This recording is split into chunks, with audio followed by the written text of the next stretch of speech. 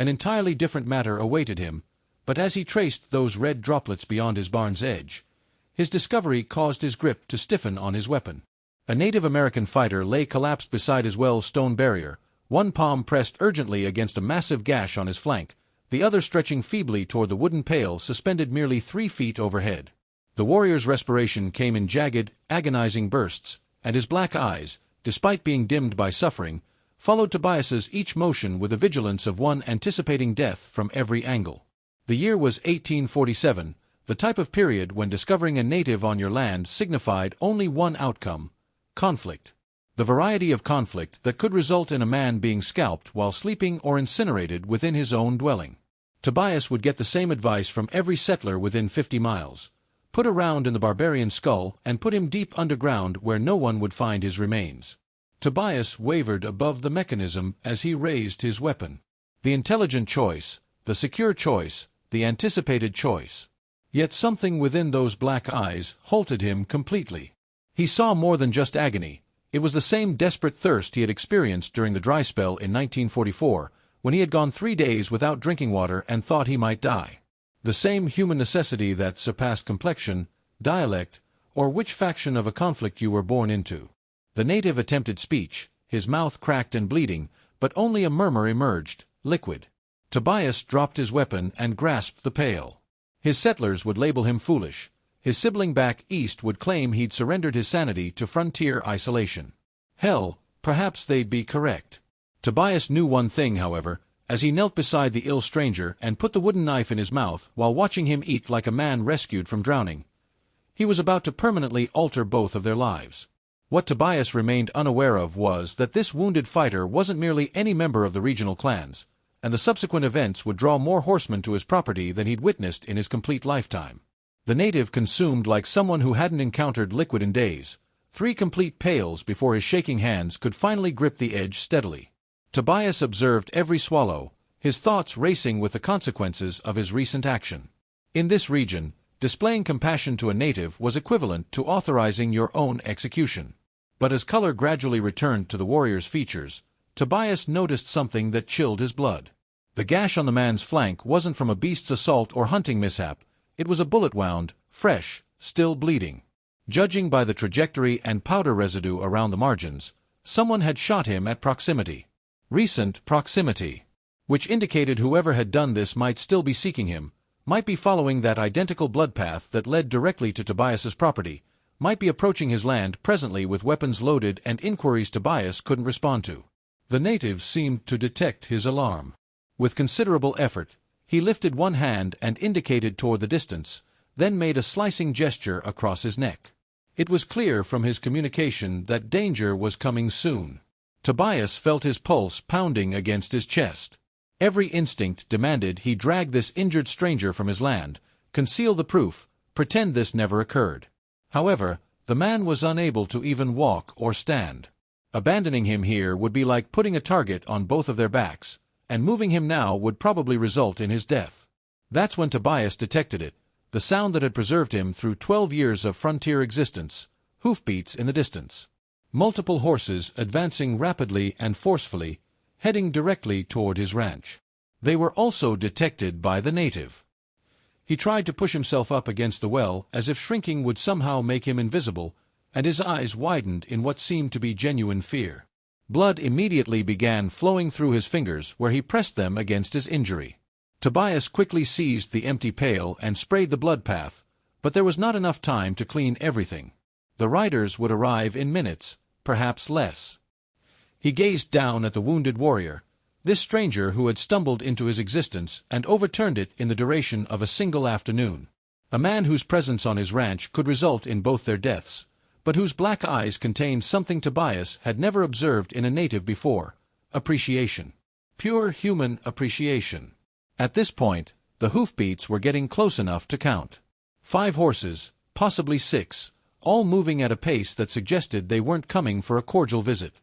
Tobias made his decision in that instant, knowing it might be the final decision he ever made. He couldn't transport the wounded man, but he could conceal him. The old root cellar behind the barn, if they could reach that distance. But as he extended downward to assist the native to his feet, The warrior grasped his wrist with unexpected strength and shook his head slowly. He then smiled, doing something that made Tobias's skin crawl. Not the grateful smile of someone being rescued, but the knowing smile of someone who understood precisely who was coming over that ridge. The riders appeared over the crest like a storm cloud delivering lightning. 6 men on horseback, dust billowing behind them, rifles gleaming in the afternoon sunlight. Marshal Dixon Webb, a man whose reputation for brutality preceded him in every town from here to Santa Fe, was the lead rider that Tobias immediately recognized. Webb was the type of lawman who fired first and inquired later, particularly regarding native troubles. The type who collected scalps as souvenirs and called it justice. The type who would incinerate a ranch and everyone within it if he suspected them of sheltering fugitives. To give the impression that he was only thinking about repairing a broken fence post, Tobias positioned himself in front of the well and hid his body from the native. His mouth felt dry as desert sand. Webb reined in his horse merely 10 feet away, close enough that Tobias could observe the cold calculation in his pale blue eyes. The other 5 men spread out in a semicircle, hands resting on their weapons. This wasn't a social visit. "Afternoon, Hartwell," Webb said, his voice carrying the lazy drawl of someone who knew he held all the advantages. "We're tracking an injured native. Blood trail leads directly to your property." Tobias felt perspiration forming on his forehead despite the cool evening air. "No natives have been seen, Marshal. Been working on the south fence all day." Webb's eyes swept across the ranch, taking in every detail. The man missed nothing. It's what made him so dangerous. His gaze lingered on the dark stains in the dirt near the well, and Tobias felt his stomach drop. "That's so." Webb dismounted slowly, deliberately. "Because that certainly appears like blood to me. Wholesome blood. And unless you've been slaughtering cattle next to your drinking water, I'd say someone's been here recently." Behind Tobias, concealed by the stone wall of the well, the wounded native remained perfectly motionless. But Tobias could feel the tension radiating from him like heat from a forge. One sound, one movement, and they were both dead men. Webb took 3 steps closer, his hand now resting openly on his pistol. "You know what the penalty is for harboring native fugitives, don't you, Hartwell? The punishment is the same as for treason, a rope around the neck until you die."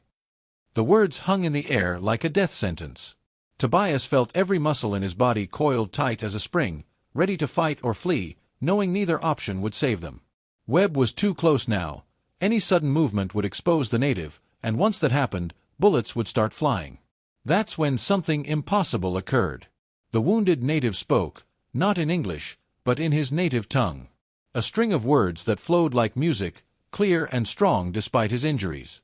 Words that made Marshal Webb freeze mid-step and the color drain from his face like water from a broken bucket. Webb's pistol fell out of his hand. His mouth opened and closed like a fish gasping for air, and when he finally found his voice, it came out as barely more than a whisper. "Dear God! You're him!" The other 5 riders immediately dismounted, their weapons forgotten, their faces showing the same mixture of shock and something that looked almost like fear. But not the kind of fear men show when facing an enemy, the kind of fear men show when they realize they've just made a terrible, terrible mistake. Webb turned to Tobias, his face now pale as winter snow. "Do you have any idea who you've been helping?" Tobias stared at Marshal Webb's terrified face, his mind spinning like a wagon wheel stuck in mud. In 12 years of frontier living, he'd never seen the ruthless lawmen show fear of anything. Not outlaws, not wild animals, not even the Apache war parties that had burned 3 settlements to ash just last summer. But now Webb looked like someone who had just seen a ghost. The wounded native spoke again, this time in perfect English, his voice carrying an authority that seemed to fill the entire ranch. "Tell him who I am, Marshal. Tell him why you rode so hard to find me." Webb's Adam's apple bobbed as he swallowed hard. His voice cracked like that of a teenager when he finally spoke.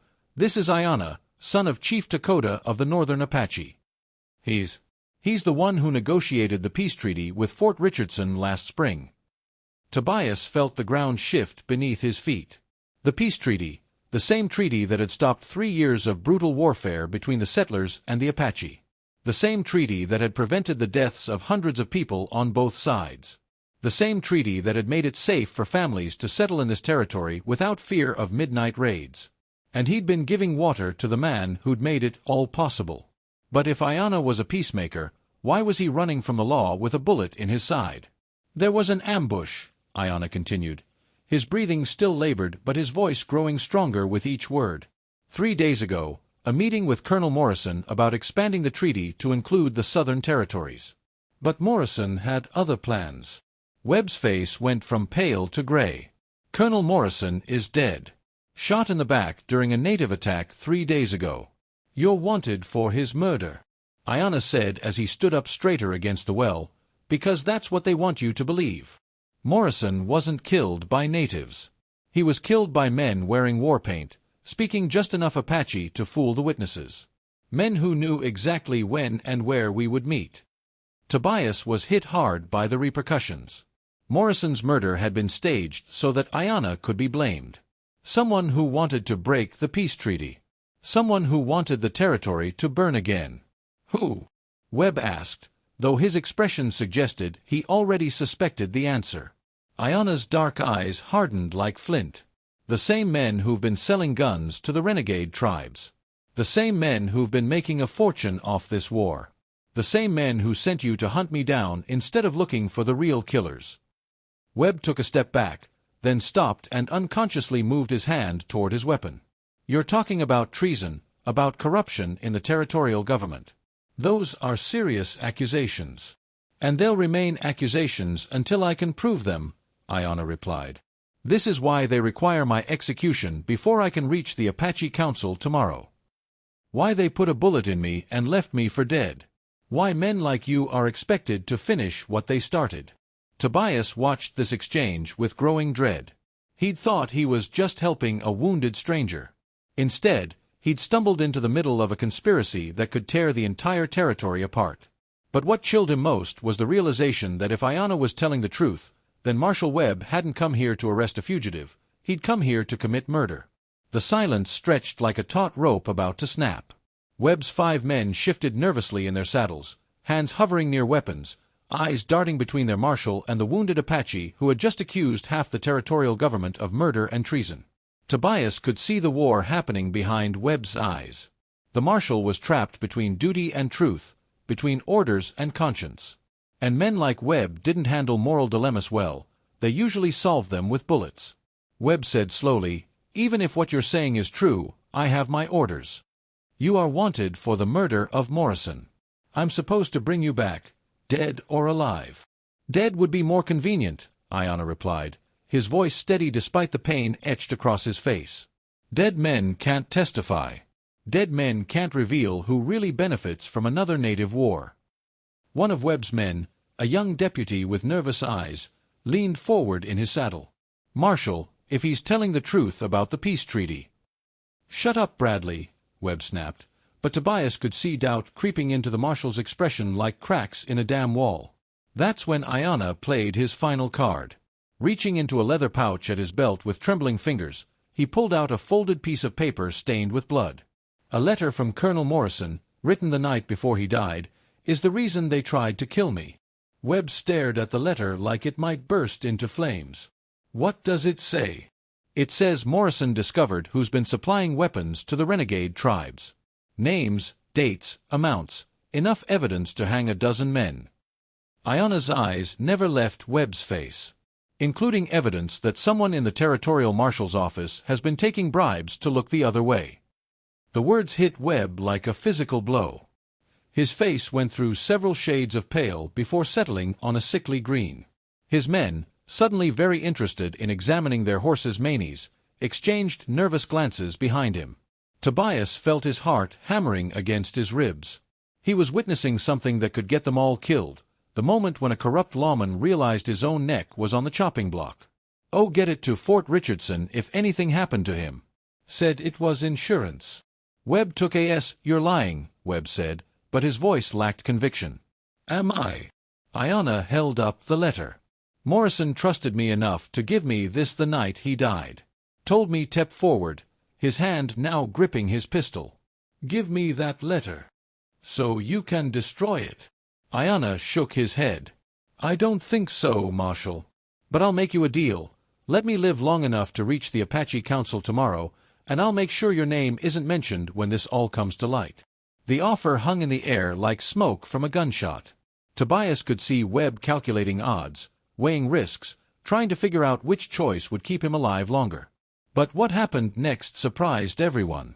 Deputy Bradley dismounted and walked slowly toward the well, his hands raised peacefully. "Marshal, I've been thinking about something. Remember that shipment of rifles that went missing 3 months ago? The one Native Americans claimed to have stolen." Webb's face became darker. "What about it?" "I saw those same rifles in the hands of settlers heading south 2 weeks later." Bradley's young face was flushed with either courage or fear. "Made me wonder who was really stealing from whom." The admission cracked something open in the group. Suddenly other deputies were nodding, sharing glances, remembering things that hadn't made sense at the time. And Tobias realized that Ayanna had just done something remarkable. Without firing a shot or raising his voice, he'd turned Webb's own men against him. If you're enjoying this story of courage in the Old West, hit that subscribe button, because what happens next will change everything these men thought they knew about justice. But Webb wasn't the kind of man who went down without a fight, and when cornered, dangerous men did dangerous things. Webb's hand tightened on his pistol grip until his knuckles went white. A cornered animal was always the most dangerous, and Tobias could see the exact moment when the marshal decided that bullets were simpler than truth. "You're all fools," Webb snarled, his mask of civility finally slipping away. "You think this savage's word means anything against mine? You think that a few traitors and a dead Native American will testify to anything?" The deputies spread out instinctively, hands moving toward their weapons, but Tobias could see the uncertainty in their faces. Years of following orders warred against the growing realization that those orders might be wrong. Ayanna struggled to his feet and relied on the support of the stone well. Blood seeped through his fingers where he pressed them against his wound, but his voice remained steady. "The truth doesn't care who speaks it, Marshal. It just is." Webb screamed, "The truth is that you killed a U.S. Army officer, and I'm going to collect the bounty on your head." He drew his pistol in one smooth motion, the barrel swinging toward Ayanna. But before he could fire, Deputy Bradley stepped directly into the line of fire, his own weapon raised. "Stop standing, Marshal." The words cracked like thunder across the ranch. With their guns focused on their own commanding officer, 4 additional deputies followed Bradley's lead. Only one man remained loyal to Webb, a grizzled veteran named Hawkins who looked as corrupt as his boss.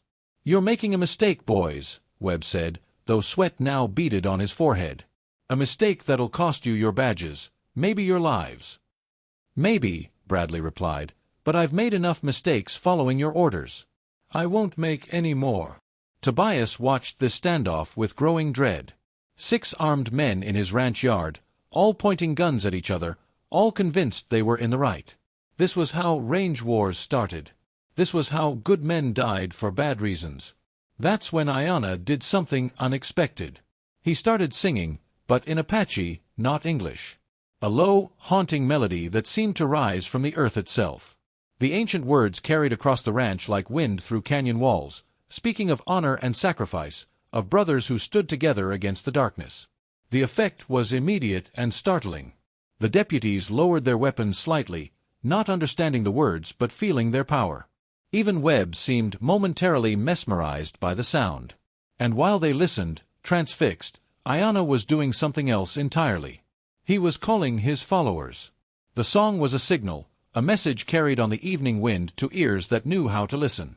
Tobias realized this with a chill that ran down his spine like ice water.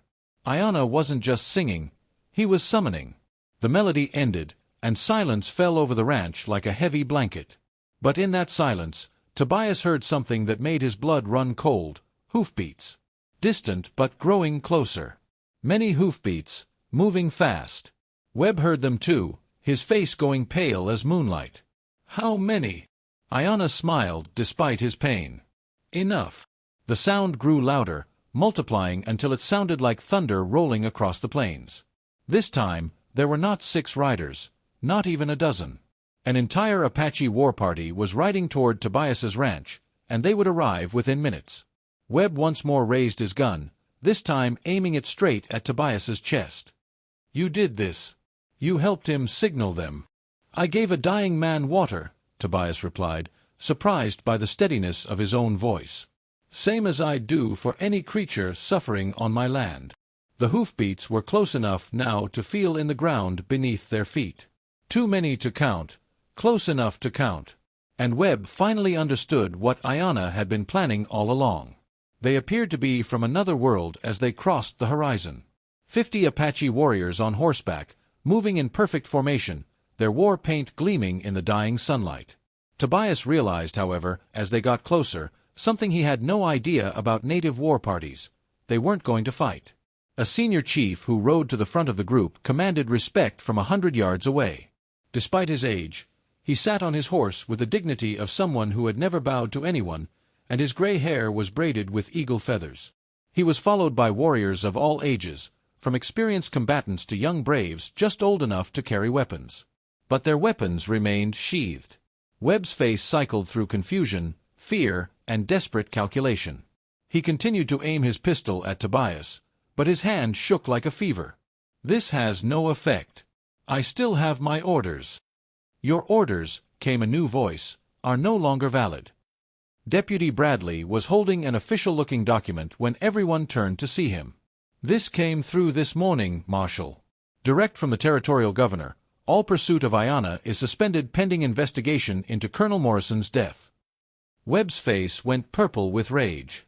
"You lying piece of—" "Check your own dispatch pouch," Bradley interrupted, "unless you've been too busy collecting bounties to read your official mail." The Apache riders formed a wide circle around the ranch, not threatening, but unmistakably present.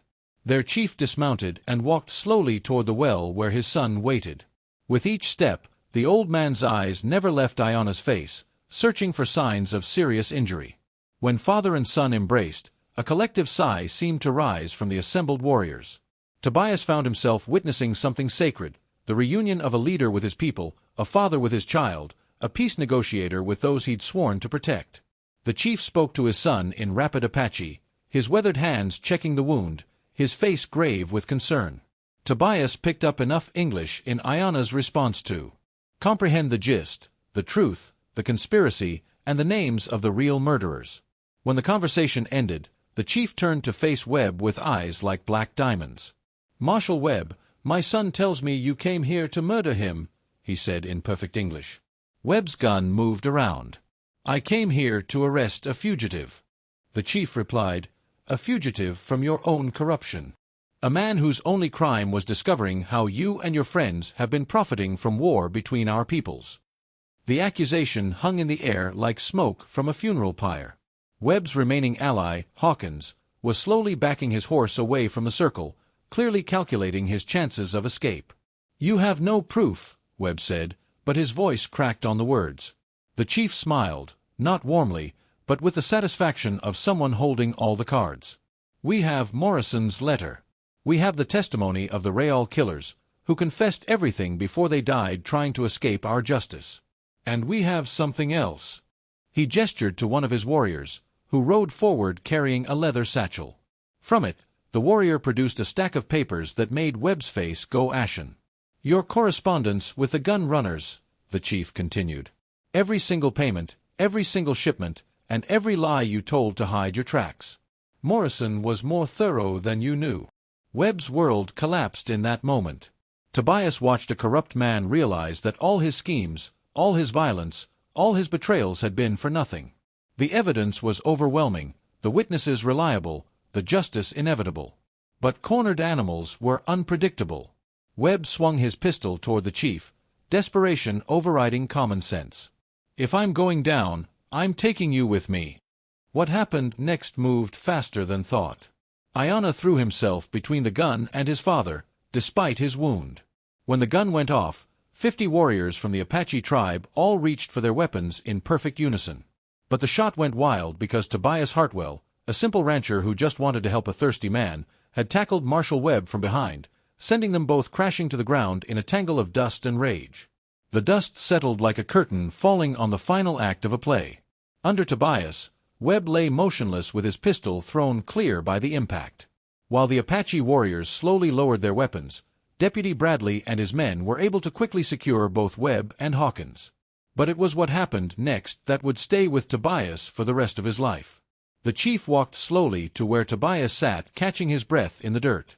As he looked at the white rancher who had put everything on the line for a stranger, the old man's weathered face was expressionless. Then, without warning, he placed both hands on Tobias's shoulders and spoke in Apache, words that carried the weight of ceremony, of honor, of recognition.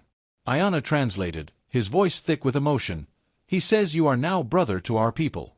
That what you did today, showing mercy to an enemy, risking your life for truth, choosing courage over fear, these are the actions of a true warrior. Tobias felt something shift in his chest, like a door opening to let in light he'd never seen before. All his life he'd been taught that natives were savages, enemies, obstacles to civilization. But looking into the chief's ancient eyes, he saw only wisdom, dignity, and a kind of respect he'd never earned from his own people.